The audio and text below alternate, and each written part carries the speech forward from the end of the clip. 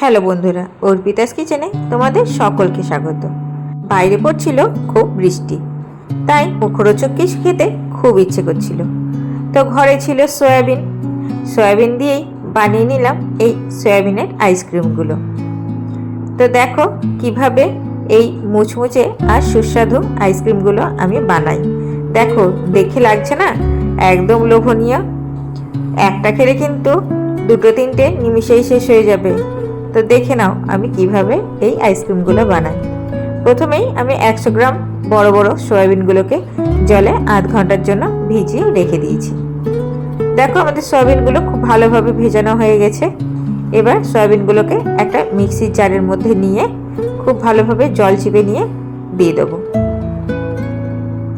এবার মিক্সির জারে ঢাকনা লাগিয়ে আমি বেটে নেব। সয়াবিনগুলো যেমন করে আমি বেটেছি অমনিভাবেই বাটতে হবে, একদম কিন্তু মিহি করে বাটলে হবে না। একটু যেন মোটা মোটা থাকে সেই রকম ভাবে বাটবো। এবার একটা কড়াই গরম করে ওর মধ্যে নিয়ে নেবো সরষের তেল। সরষের তেলটা ভালোভাবে গরম হয়ে গেলে দিয়ে দেবো একদম মিহি করে কুচি নেওয়া পেঁয়াজটাকে খুব ভালোভাবে ভেজে নেব। পেঁয়াজটা খুব ভালোভাবে লাল লাল করে ভাজা হয়ে গেলে এবার ওর মধ্যে দিয়ে দেবো আগে থেকে বেটে রাখা আদা আর রসুন বাটাটাকে দিয়ে খুব ভালোভাবে পেঁয়াজের সঙ্গে আমি কষিয়ে নেব। আদা রসুন আর পেঁয়াজটা খুব ভালোভাবে কষানো হয়ে গেলে এবার ওর মধ্যে দিয়ে দেবো স্বাদ মতন লবণ, দিয়ে দেবো পরিমাণ মতন হলুদ, আর ঝালের জন্য দিয়ে দেবো শুকনো লঙ্কা গুঁড়ো। এবার ওই সব মশলাগুলোকে খুব ভালোভাবে কষিয়ে নেব। দেখো আমাদের গুঁড়ো মশলাগুলো আর কাঁচা মশলাগুলো খুব ভালোভাবে কষানো হয়ে গেছে। এবার আমি যে সয়াবিনটা বেটে রেখেছিলাম সেই সয়াবিনটা আমি মশলার উপর দিয়ে দেবো। এবার মশলার সঙ্গে সয়াবিনটাকে খুব ভালোভাবে আমি কষিয়ে নেব। দেখো আমার মশলার সঙ্গে সয়াবিনটা খুব ভালোভাবে কষানো হয়ে গেছে, আর সয়াবিনের যে একটা কাঁচা গন্ধ সেটাও দূর হয়ে গেছে। এবার ওর মধ্যে দিয়ে দেবো আগে থেকে সেদ্ধ করে নেওয়া একটা গোটা আলু। হাতের সাহায্যে ভেঙে ভেঙে আমি দিয়ে দিলাম। এবার আলুটা দিয়ে আমি সয়াবিনের সঙ্গে খুব ভালোভাবে মিশিয়ে নেব।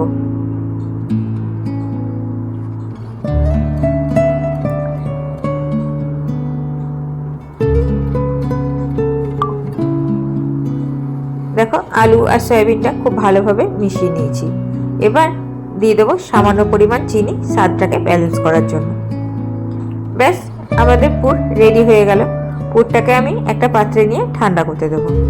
এদিকে একটা বাটির মধ্যে আমি নিয়ে নিয়েছি কিছুটা পরিমাণে বেসন, দিয়ে দিলাম স্বাদ মতন লবণ। এবার বেসনটাকে জল দিয়ে খুব ভালোভাবে গুলে নেব। জল দিয়ে গুলে বেসনের একটা খুব পাতলা মিশ্রণ তৈরি করতে হবে, যেমনটা আমি করেছি। দেখো খুব মোটা করলে কিন্তু হবে না, পাতলা একদম মিশ্রণ তৈরি করতে হবে।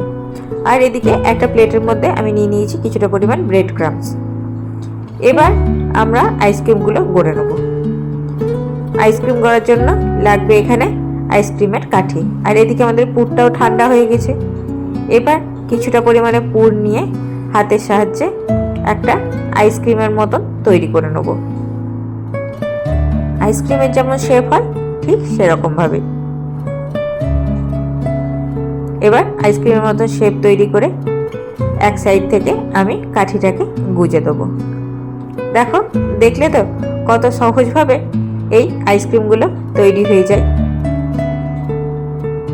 এরকম করে আমি বাকি আইসক্রিমগুলো তৈরি করে নেব। দেখো আর একবার দেখে নাও যে কীরকম ভাবে আমি এই আইসক্রিমগুলো তৈরি করছি। বেশ খানিকটা পুর নিয়ে আগে হাতের সাহায্যে একটা আইসক্রিমের আমি শেপ দিয়ে দেবো।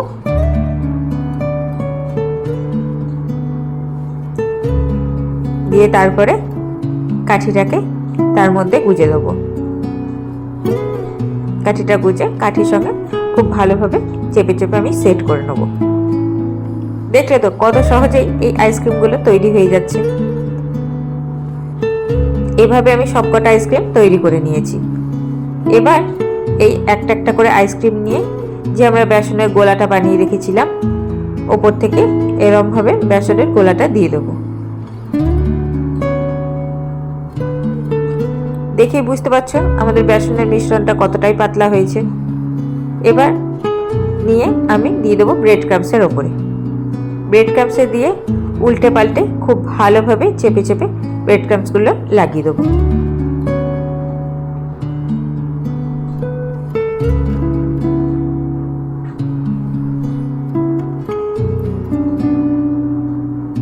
দেখো তৈরি হয়ে গেল আমাদের সয়াবিনের আইসক্রিম। এরকম ভাবে আমি আবারও দেখিয়ে দিচ্ছি।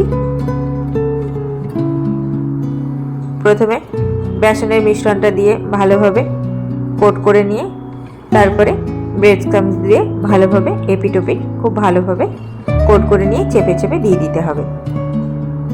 তাহলে আমাদের এই আইসক্রিমগুলো ভাজার জন্য একদম রেডি।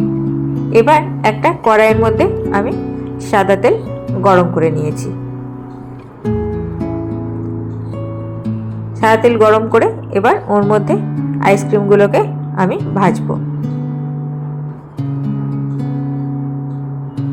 দেখো উল্টে পাল্টে আমি বেশ লাল লাল করে এই আইসক্রিমগুলোকে ভেজে নেব। এখানে গ্যাসের আঁচটা হাই থেকে মিডিয়াম থাকবে, লোতে কিন্তু একদমই রাখবো না। লো হিট থাকলে কিন্তু এর মধ্যে তেল শুষে নেয় খুব বেশি, তার জন্য সবসময় হাই থেকে মিডিয়াম ফ্লেমে ভাজার চেষ্টা করবে। দেখলে তো কত সুন্দর লাল লাল করে এপিট ওপিট করে মুচমুচে করে ভেজে নিলেই তৈরি হয়ে গেল আমাদের সয়াবিনের এই আইসক্রিম। কিন্তু একটা খেলে পেটও ভরবে না, মনও ভরবে না। তার জন্য যখন বাড়িতে বানাবেন একটু বেশি করেই বানাবেন, হাতে হাতেই নিমিষেই শেষ হয়ে যাবে। তাহলে আমার যদি এই রেসিপিটা ভালো লেগে থাকে তাহলে প্লিজ লাইক শেয়ার সাবস্ক্রাইব করে আমার পাশে থাকবেন।